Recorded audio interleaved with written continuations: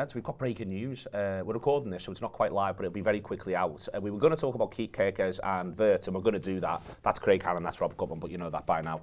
But literally at the time when we were about to press record, there was a news story from David Ornstein, which says that Liverpool, and I will read it directly. Ornstein-y. Yes, Liverpool rebuff Barcelona approach to discuss signing Luis Diaz yesterday.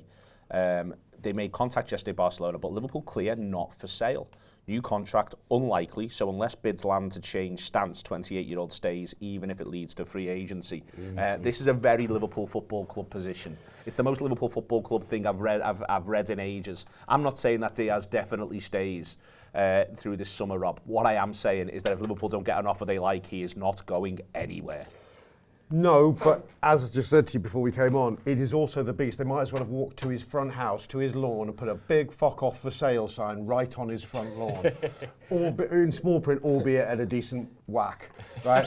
Because our whack, the whack that we determine. Yeah, saying you're not going to offer a player a contract who's been angling for more dough for some time, and has let people know he's got suitors for some time. It's not going to create the most harmonious situation going forward if he's in the Liverpool squad in August. Now he's a professional, Luis Diaz, and he's had a really good season, and I'm sure he'll knuckle down. And you're right, it's very LFC because LFC are all about leverage. I'm just surprised they let it be known. Well, actually, you've got to ask, why have they let it be known that they won't renew the contract? That is a message being sent to one man and one set of bodies only, Luis Diaz and his people. It's for nobody else's interest other than theirs. It's to tell them. So, you know, when you're talking to people you want to buy, you make sure you don't ask them for too much money because we're pushing you ever so gently out that door. Actually, not that gently, quite frankly. But I think they'd also be delighted to keep him. And this is the Liverpool. Well, this is the Liverpool paradox. I'm really vexed by this, Neil, because I think they should be delighted to keep him, quite frankly. And I would be very happy if we have him for the next 2 years, and we fondly wave farewell to him in 2 years' time as he's past his best. But the next 2 years could be the best of Luis Diaz. 28 is not old. It's a peak age in many senses. And I think he had a really, really good season. So I'd be very, very sad to see him go. And what's intriguing about it is if Liverpool are very much contemplating it, and I'm reading it that they are, I'm wondering what their whole plan is for the left side. Because it's not just to go, Cody, that's yours for 55 games next season. There's going to be more to it than that. But before I bring Craig in, you know what this really reminds me of? It's reminded me of it for some time. More than anything else. Last 10 years of Liverpool, 15 years of Liverpool. Ginny? Yeah. 100%. Liverpool never, ever, ever gave the impression they were going to renegotiate Gini Wijnaldum's contract. They never sold Gini Wijnaldum. They just basically ran him until he was 30, 31 years old and went, right, we've wrung you out. You bad time, and sorry about you. You were playing for Liverpool all the way through, and this is the way it goes. There is a distinction, though, in terms of the way it played out. I don't think I'm wrong. I don't remember there being a proclamation, certainly not this far in advance of the end of the contract phase, that Liverpool would not consider. Well, that was unlikely. That it's unlikely that Liverpool would, and that's what's in here. I mean, it'd be interesting to see where that goes. But I never thought Liverpool were going to give Gini Wijnaldum an additional contract. And I always thought they were going to let Gini Wijnaldum go on a free. Now, I'm not quite as convinced with Diaz because I think the one difference with Diaz... 2 years out, isn't it? But I think more the one difference with Diaz is that there's the possibility that someone does come in and throw, and I think that we're talking here about Saudi Arabian clubs, a huge amount of money at Luis Diaz because I don't think Barcelona have got the scope to do it. So someone like a Saudi Arabian club could meet Liverpool's I think you've nailed it expectation. I've got the penny's dropping. What they're messaging is, I think Diaz, if you're Diaz and his agent, he'd like a number. I think ideally Barcelona would offer him a king's ransom, pay whatever Liverpool want, and he's a Barcelona player. Every Latin boy's dream fulfilled, to be cliched about it. Second choice, big fat new contract from Liverpool.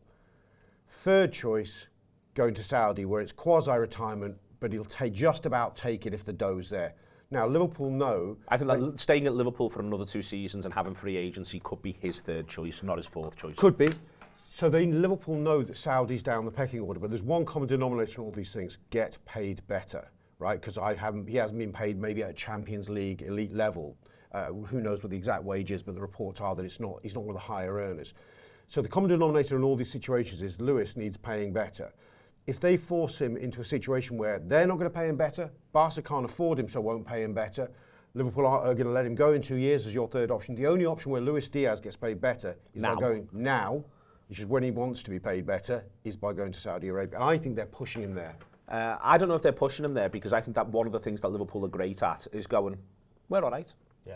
I think that this is the magnificence of so many of Liverpool's positions that they managed to create for themselves, is being able to go, we're sound. And sometimes the supporters were like, what are you doing letting the asset go for free? But Liverpool love the idea of going, we're perfectly happy with this situation. What I've liked about Liverpool's business over the past 10 years especially is you can see for yourself the strategy. You can see the set of guiding policies that they won't waver away for. These are our like values. These are what everything that we're going to do is aligned with. And even at times when it's going to be a really difficult decision, even at times when there's going to be outcry from fans online, you know, we won't waver, and that's what I really liked. And look, there's been times where Gini Wijnaldum, I didn't want to go on a free because I had an emotional attachment to it. Emre Can, I didn't want to go for a free because I felt as if we could sell him at some stage. Well, he was the first one. He was the first one where they struck this policy, and also with Emre Can, his agent wanted a release clause. And Liverpool, we don't do that anymore. We're fucking them off. And there is a policy that they're not going to waver from, and they haven't done since. So I like when I see that, and I like when I see it come to fruition. I like to see that they're right, and often as fans at the time when we're reacting emotionally and not with our business minds like they will, we're wrong. I don't think Diaz will leave in a free though. I think he'll leave next summer. I don't think he'll leave this summer unless what you said, the big Saudi bid comes in. But I don't see why he'd want to do that. I think of his dreams to play for Barcelona. He's only 28. He's got loads of time to do that in the future. He could have one more year, and then next year he's got a year left in his deal. Look at the Kelleher example, and then suddenly we're having a conversation around 30 million, and he might find that Liverpool are amenable to that. Rio and Gamo is another year older. Other stuff's happened, and Liverpool might also, go. Salah's got a 2-year contract here, so in 2 years' time, that'll be losing both Salah and Diaz on a free, which then is a lot of work to do in the forward line. I also just don't think this summer, you know, we think Nunez is going to go. We're almost certain Chiesa goes, unless they've got some sort of bigger grand plan that's not play him at all over the season, and then he's going to play this season, or maybe they're just happy to keep him because he's happy to stay. I just think there might end up being too much to do if we then let Diaz go. You know, I'm trying to think about who's available in the market. The links, although Wirtz wasn't linked before, and looks as if it's going to get done. So yeah, I just don't see him going unless it's this like big money move from Saudi, which I don't think he'll want. Where, if you're Diaz and you're his people, you have ended up in a situation where Liverpool do have the whip hand. And also, I mean, I think that flips next summer. I would argue that flips next summer a teeny little bit, where suddenly you are, I agree with Craig, I think that's where you are sort of, you're given a little bit of, you've suddenly got a bit more agency. Liverpool's flexibility, I suspect, would shift. Liverpool's whole situation might be a bit different. But Liverpool do just, the players got 2 years left. Liverpool are very, very relaxed about letting footballers go on a free. A lot of people watching this don't like that, won't like that, but we know it's true. And crucially, Luis Diaz and his agent know that it's true as well. You know, Liverpool saw Virgil van Dijk and Mo Salah's contract go all the way down to practically nothing before the move was made. And listen, I think that stuff was probably more sorted 89, 90, 91% in January, February, March, if you know what I mean. But they know that this is the way Liverpool want to go about the business. This is what Liverpool are about. They are very focused in this way, Liverpool. And that's why if you are Diaz, I do think that this summer it is either someone blows Liverpool's head off with an offer, or Liverpool go, it's all right, don't you worry, we'll all give it 12 more months, lads. I don't think it's quite as simple as Liverpool are relaxed with letting players go down on contracts and letting them go for free. I don't think Liverpool positions themselves in that way. I think it's worth remembering as an institution that, you know, from John Henry downwards, they're ingrained in the culture, this data-led approach. That's not just about how many touches a player has on the ball or his XG. It's about calculating the monetary benefit of an individual to a squad in a season. And I don't know, but I would wonder if they'd have a model that goes, if we're successful, the team makes X amount of money. If it's medium successful, the Y, etc., etc.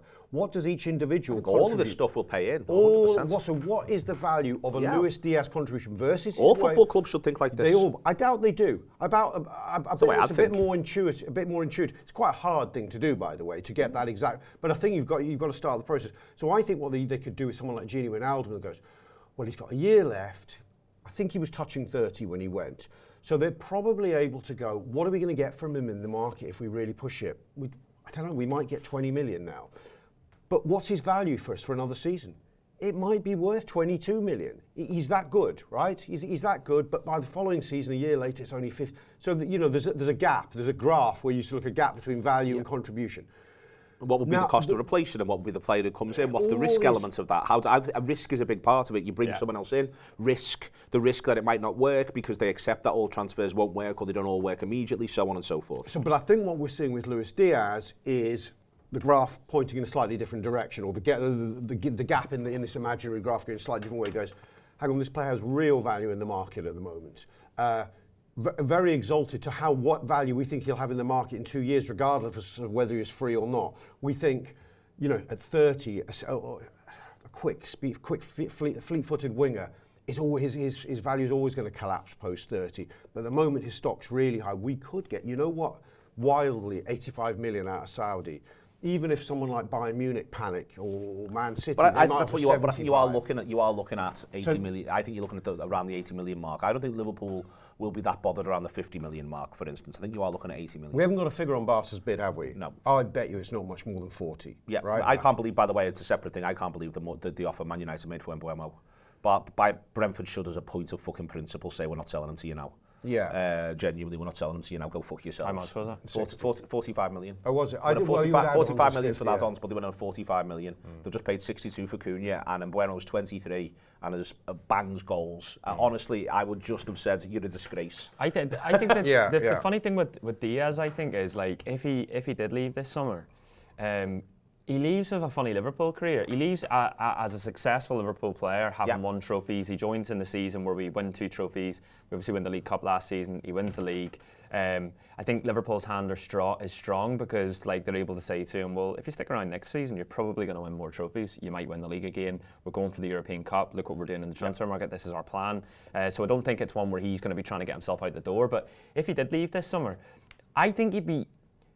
I'm trying to work out, because he's not a player with loads of moments. Like, you think of, so Núñez will leave this summer, right? And Núñez has got these big moments. He's got even moments against Real Madrid where we get beat, where he scores like a backheel goal in the Champions League knockout stages. He has the Brentford game. There's these sort of late winners and stuff like that. Diaz doesn't really have any of those, really. He scores at Old Trafford. Brace at Old Trafford. But it's not like a Gakpo bending from 25-yard jobs, although he does have that in his locker. But they're also not late winners. They're not in cup finals. They're not I think he'll leave and we'll go, yeah, he was a good player, but we'll not look back and go, oh yeah, he was great. Or I still don't know the level of Luis Diaz, and sort of time will tell that. It reminds me of, Craig, sorry to interrupt you. If you go back contemporaneously, Steve McManaman, at the time he went, people were angry with him because he was going on a free, but he very much divided opinion as to whether he was any good or not. Loads of people thought he was I think it was insane. Yes, and I hope time will come to see. I'll probably say from the here and now, Steve McManaman is a little bit of a level above Luis Diaz, but I think Luis Diaz is hugely underrated. You talk about the goals. How many times did he get us a first goal in a league game? And no one remembers the first against that's not the memorable sexy moments, is it? Yeah. Yeah. He doesn't give you he doesn't give you the Luis Garcia moments, right? To use a comparison, he's way better than Luis Garcia in my estimation. Yeah, it's a sign of sort of how good the Liverpool teams have been that we've watched over the past few years, and it's also a sign of, I suppose, the players around him, and like you say, it's been first goals. He's been a really strong Liverpool player. I think he'll be looked back as he played a part rather than he was great, wasn't he? But then he might go on this season and score more goals than he did last season, because that's what he did from the season before. Yeah. The other parallel I've got at the minute in my mind, even though we did sign another contract whilst he was here, is Sadio Mane, who leaves with 1 year left of this deal. There's a bit of what's going to happen with Sadio, and in the end Sadio literally makes it clear after the final he's going, and he ends up going to Bayern Munich for 42 million. And I think that's about where Diaz will be pitched next summer. If he hangs on 1 more year, I hope he hangs on 1 more year. I do. And then I think it puts Liverpool in a better position. And I think that Liverpool's interest here is sporting first and foremost. I think 100%. That Liverpool are in better nick going into next season, making a couple of changes in attack if they know they've got Luis Diaz. I want the attack to look different next season. I would genuinely, I'm more and more landing on the position of 2 new players who play through the middle, and move 2 who play through the middle out the way. Not the end of the world for me if Jota stays, don't get me wrong, but I would rather go in that direction. But I think that all of that's easier if you know that Luis Diaz, who played loads of massive games last season through the middle, is still knocking around and available for you week in, week out. And it allows you to have a bit of an easier transition, and that's what I think the job is. I think where the job is tricky is weighing up the odds of which is the outcome. Because to stay stat driven, or to stay analytically driven, Because if Liverpool are legislating for Luis Diaz going, they're not ruling it out. If there's an 80 million bid tomorrow, they're going, yep, we're taking it, and trying to push him out or whoever it is, Barcelona or someone in Saudi. But they don't know that's going to happen, so they're looking at several scenarios. Let's put it this way: he's too big a player not to replace him, right? He's too big a player. So what do you think that if you're back at LFC HQ, what do you think the odds are of him getting his move? Or versus staying at least another year? I just don't know what they see those odds as. The trouble is it doesn't feel like an 80-20 in either direction to me. I think it's a 55-45 or a 60-40 at worst, and I'm not sure in which direction. So how do you plan? This is why I keep coming back to, I think that logically where they're going to end up this summer in part because of the state of the market, but I think they're going to buy a player who plays wide, or they want to play through the middle. And that might be the next purchase in the attacking area. No. He might be the next signing. But I think that I think the left back will be the next signing. We'll talk about it in a minute. Okay. But if we're allowing for the fact that Wirtz is nearly there, but I think that they may well, because they've got so much flexibility, I think that they might end up going for someone who they think can play through the middle, but they might have the long-term future for that player planned as being you're going to move to the left-hand side. Maybe. And if that has to accelerate because you get an offer that you love for Diaz, then that's absolutely fine. That's what replaces Nunez, I think. Maybe. I think, maybe. I just think I think a lot's been talked about this idea of Wirtz as a false nine, but you know, I watched a bit of the game last night, and I'm watching this football. There was so much creativity. Who, when he's got the pitch in front of him, got players in front of him, and got runners, he's going to do some serious damage. So I think Liverpool see that as an option rather than like that's the plan for Wirtz. Yeah, I think Wirtz might end up playing a couple of roles, but yeah, I agree with you. I think he's going to play behind three a lot of the time. Yeah, which is so exciting, particularly in those home games. You know, when we're just trying to break down difficult opposition. So I think they're looking for I don't know. It's either because part of me is like, well, just stick a fucking goal there, and this is not how they'll look at it. This is sort of dead simplistic, but stick a fucking goal scorer in there. They'll just bang them in. You just take chances, and it is Jota when Jota's fit and Jota's Jota. But I also love the idea of them looking at PSG last season and going, we'll have a big bowl of that. Yeah, I wonder. I'm just thinking on about this Diaz situation. No one ever wants to talk about left backs. Sorry, no. Do you know what? Have you ever got excited about left back? I was saying that to my boy yesterday, to Rafi, saying, Kerkez, we thought we had him in the bag a month ago, right? It was more in the bag than Frimpong even. Romano going, it's all but agreed, personal terms agreed, he only wants to play for Liverpool. No one's sweating on the updates on Kerkez, day in, day out. Wirtz, it's been 5 days or whatever since Ornstein breaks the first big story, and we're going, I can't believe he's not signed. It's a living hell, this. It means he's not coming. Even though he's walking through mix zones basically telling us, he's posting on his Instagram saying like... on that. Yeah. I'm actually... I said that I've never been excited about a left-back signing. Like, I can't think of one in my lifetime that I have been.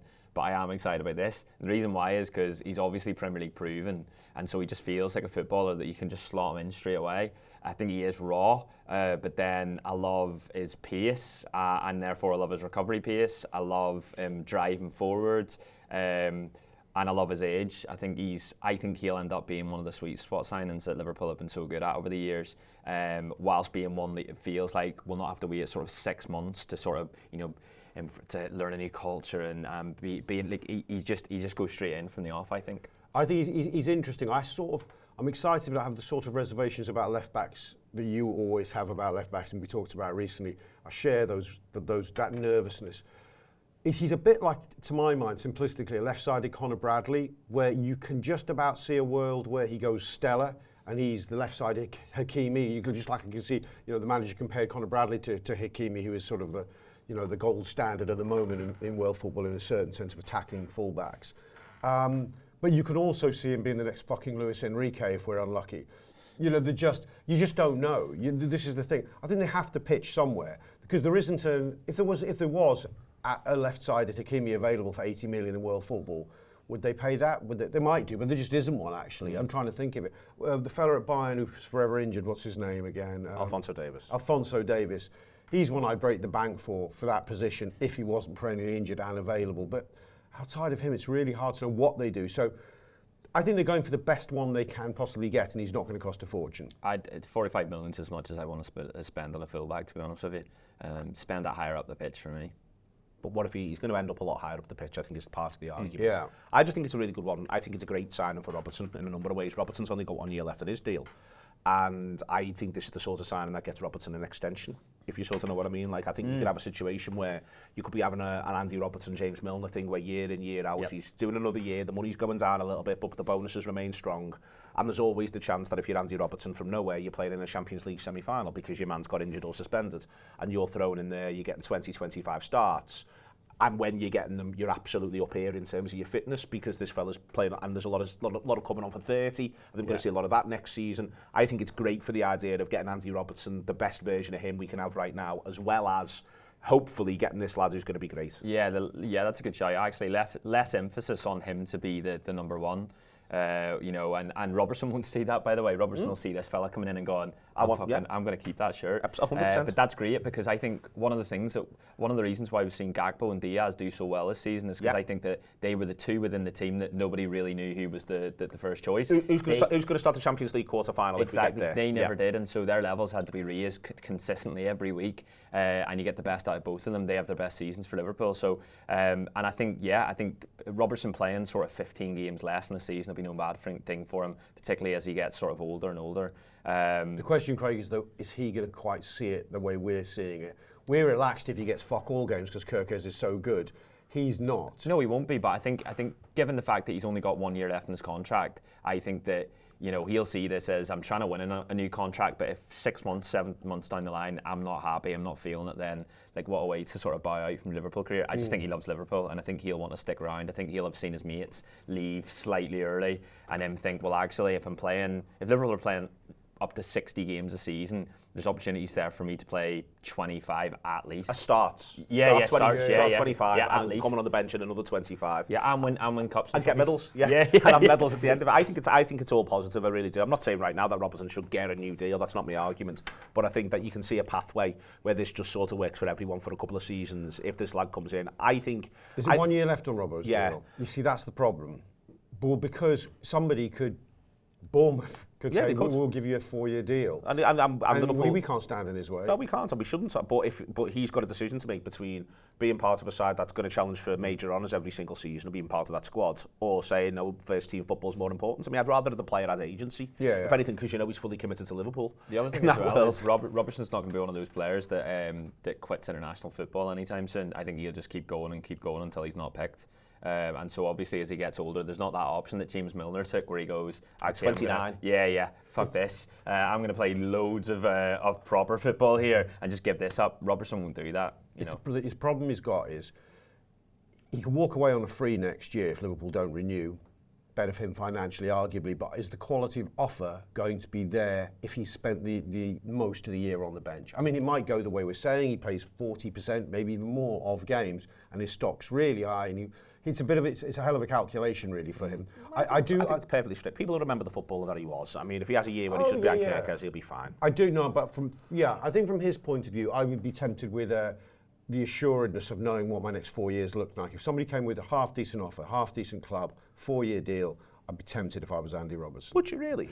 If Liverpool show no indication, if Liverpool said indicating you've got no more than 1 year max left with us, if Liverpool indicated there might be another 2 or 3 years, whole different story. But if Liverpool indicated we're going to just sort of review it every year around December, January and see how we are. If that's the case, I don't know. That's why I said before about James Milner, which Milner got. That Liverpool will just sort it out on a rolling basis. But also in general, also wouldn't you rather say, fuck it? It's 1 more year, because he's not going to move to somewhere like Liverpool, if we're honest. No. So it's 1 more year of just trying to win the lot with Liverpool. That sounds like fun. Yeah. Wouldn't you just rather do that? That's why I'm not worried here if I'm Andy Robertson. I'm either having a great year. No, there's pros and cons, and family. You're not for security, aren't you? You just want security for the poor lads.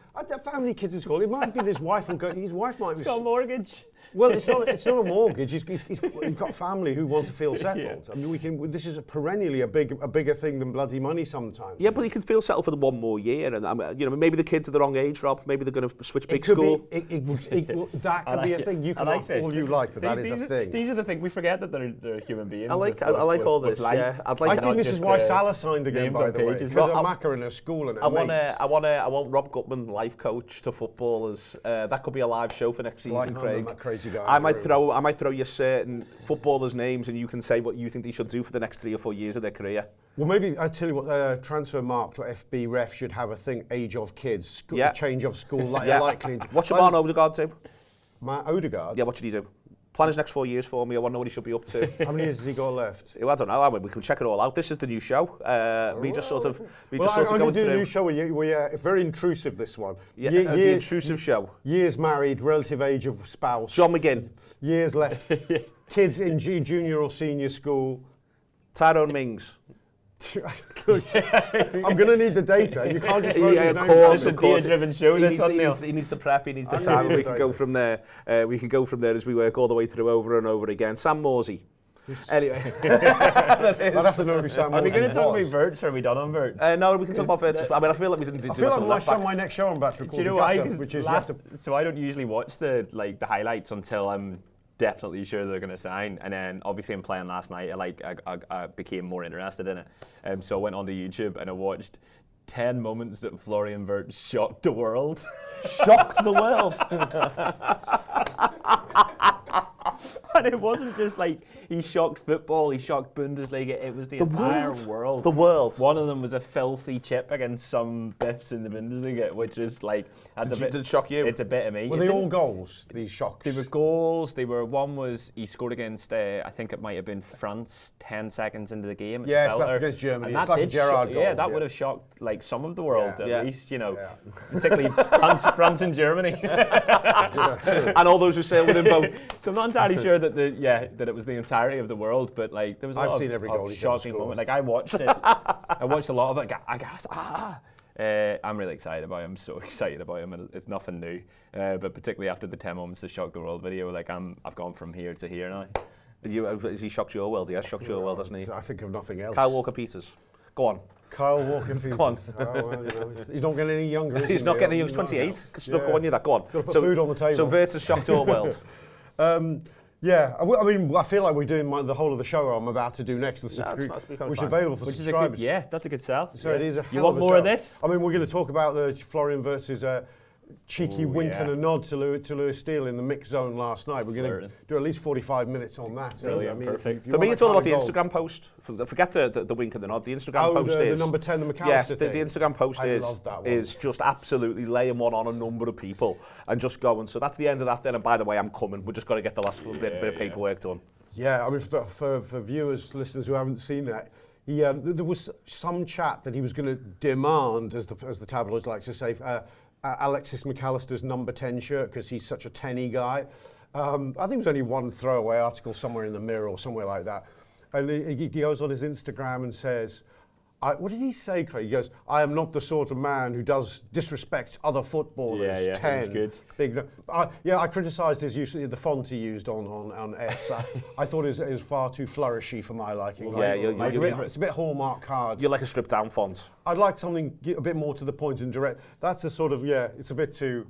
I liked soft. how people were taking it and then adding like captions as if he'd said it. Yes, that sort of genre. One of them was "Can't wait to walk around the Asda in Heighton," which just made me laugh. Florian Wirtz. See, the thing is, though, what might have happened is that someone might have sat down and explained to Florian Wirtz, because the world is but a circle, that the number 10 for Liverpool wears number 7. And then there's the way in which we've started this show, ladies and gentlemen. That is Talking Reds. Gutted to happen in a minute or two. You've got Craig Hannan, you've got Rob Gutmann. They're going to go in there. I'm going to go and do something else.